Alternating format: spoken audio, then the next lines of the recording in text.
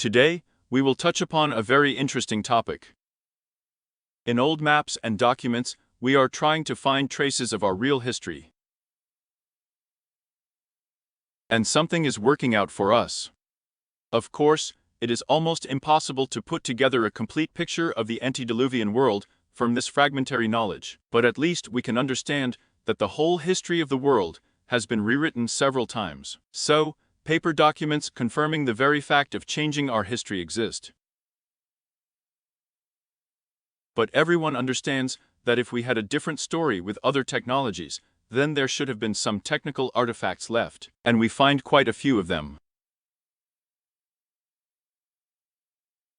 There are of course incomprehensible crosses on temples that can be associated with atmospheric electricity. By the way, under the last video, I was sent links to such crosses. And the most interesting thing is that this is the very center of orthodoxy, the Kremlin. And a very interesting image of the Kremlin was published in a magazine for women 1890. There is a very unusual cross on Orthodox churches, but as you will see below, not only the images of strange crosses have been preserved, but also much more interesting evidence of a parallel historical civilization. And these are not some old engravings. Very interesting photos of very strange ships have been preserved. And of course, Corbin Dallas, the creator of the Stolen History Forum, found them. A year ago, I already made a video about very strange cigar ships that do not fit into our history at all. Now it's time to supplement the information with another portion of facts. The 19th century is marked by a huge technological leap in shipbuilding. Very strange projects are being implemented all over the world. Civil War monitors stand out in particular. These ships seem to have come from a parallel world. In the 19th century, there were no scientific and technical prerequisites for the construction of ships of this type. These ships seem to have been transferred from the pages of fantasy novels. Monitor-type vessels were built not only in the USA, but also in England, France, and Russia. And the most important feature of these ships was that they were very poorly adapted for the ocean expanses. These vessels are designed for rivers and lakes. They can control flooded areas very well. And this is a very important point. At first glance, the old maps contradict each other. Some depict seas and lakes that do not exist at present. For example, on this map 1762nd year, we see a huge sea on the North American continent, and it is signed in French mer ou baie, that is, the sea or the bay. But there is no such sea on modern maps, and historians do not tell us anything about this inland American sea. But on the other hand, we are shown strange Civil War monitors designed for swimming on lakes and rivers. So these monitors controlled just such shallow seas that arise when the level of the world ocean changes. Also, these seas could arise due to a sharp rise or fall of the land in the 18th century. This phenomenon is also found in our time, in the form of the rise and fall of individual islands. So the surface of our world is very unstable. Flooding of vast territories was quite common in the 18th and early 19th century. And so strange ships were created to control these spaces. There are monitors in America and Admiral Popov's ships in Russia. These ships do not fit into the traditional history in any way because they belong to another unknown to us history, almost another civilization. Now let's move on to some very interesting photos and facts.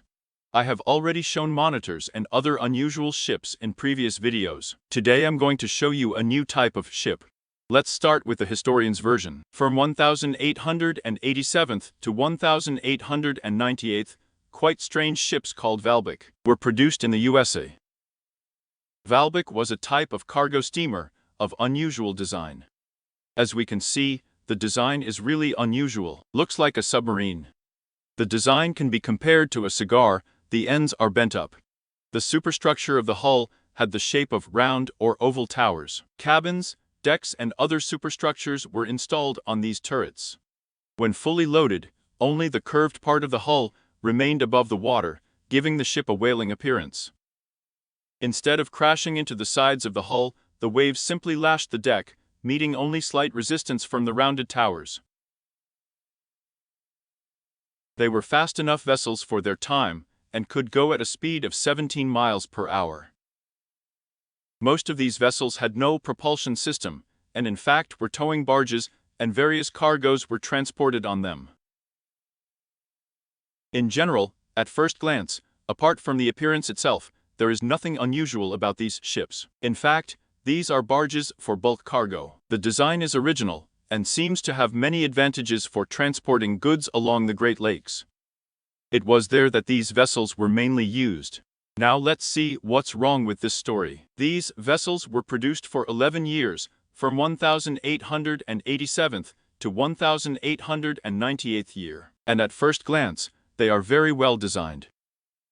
But this is only at first glance. Let's start with the hatches. Special hatches were arranged for loading cargo along the entire length of the deck. The covers of these hatches were made flush with the deck. When closed, they looked almost like part of the case. However, this design was very unsuccessful. Since the hull was almost completely hidden underwater when fully loaded, even a small deformation of the roof of the cranes led to leaks, and if the ship did not sink, the cargo still deteriorated. And these hatches were damaged quite often during loading and unloading of goods. They tried to fix this later by arranging hatch comics, that is, lifting the edges of the hatches above the deck, but this was done in later versions of ships. As we can see, there is a specially designed vessel for cargo transportation. It seems to be perfect. There are special turrets above the deck, thanks to which water does not enter the sealed compartments. That's just the turrets the designers provided, but they did not think that water would be poured through the hatches embedded directly into the deck. Although coamings to protect against leaks were arranged on wooden sailboats. Okay, let's not find fault too much. Let's go further. In 1893 year, the Christopher Columbus excursion liner was built. Initially, this vessel delivered passengers to the World Exhibition and back. It was the longest vessel of the Great Lakes. Its length was 110 meters, and it carried passengers for more than 40 years. It was written off only in 1936 year. A wonderful vessel. There don't seem to be any secrets in it. It was powered by 2 powerful steam engines, and could accommodate 5,000 passengers and even more.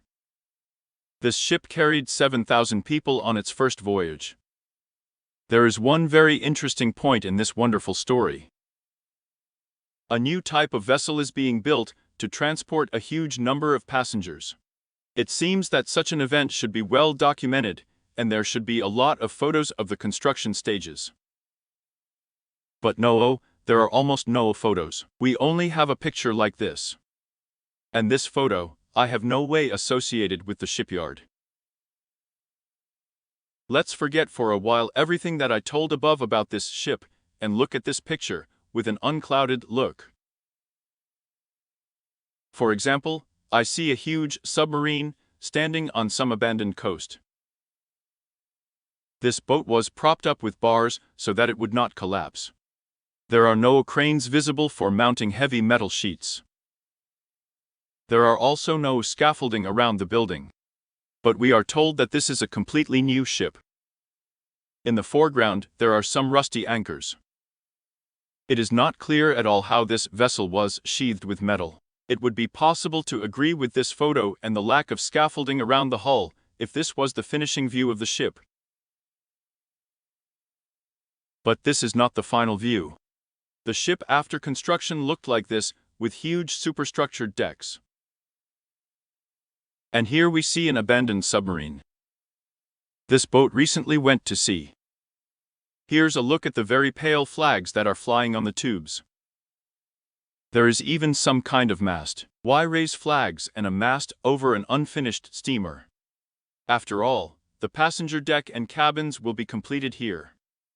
I think this is a photo from our parallel past, in which such submarines plowed the expanses of the vanished American seas. Then, the passenger decks were put on this boat, and it turned out to be such an unusual liner. All of these vessels have very important design elements. All have round turrets. Cabins or decks were built on these turrets. The same round turrets are on the monitors of 1860s. Only guns were placed in them. We see a huge number of vessels with a similar design. These vessels are designed for operation in semi-submerged or fully submerged form. There is a feeling that on the American continent, after the land level rose, the locals found a huge number of such vessels. Some, like Christopher Columbus, were converted into a steamer, some into monitors. But most of these submarines were adapted for barges for bulk cargo. They removed the old propulsion system, which they could not start. Cargo hatches were cut in the hull, but even the hatches could not be made qualitatively. And through these hatches, water fell on the cargo. And not only in America, so barbaric used ancient submarines. A similar story happened in France. In 1863 year, the submarine plunger was launched in the French city of Rochefort.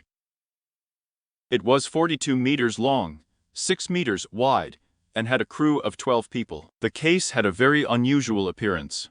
The tests of 1863-64 years showed good seaworthiness of the boat. She developed a stroke of up to 5 knots on the surface and up to 4 knots underwater. But, due to a lot of design flaws, this submarine never entered service.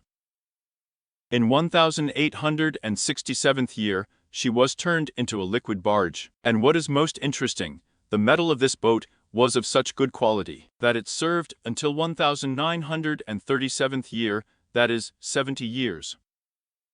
I think this is a very vivid illustration of how the Aborigines tried to launch an incomprehensible underwater ship.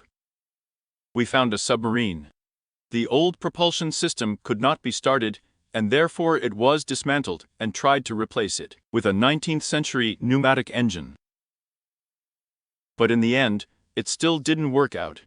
All the equipment was removed from the boat and turned it into a liquid barge. The Americans also turned semi-submerged incomprehensible vessels into barges. But that's not all. There is another type of vessels that is worth mentioning. Corbin Dallas found interesting engravings of ships with such balls on the masts. According to the official version, this is a floating lighthouse, and oil lamps were installed in these areas. It seems to be a good version. Oil lamps during a storm give a lot of light and allow other ships to navigate in the raging sea. But if we try to look closely at these spheres, it doesn't look much like lamps for oil lamps. It's more like antennas.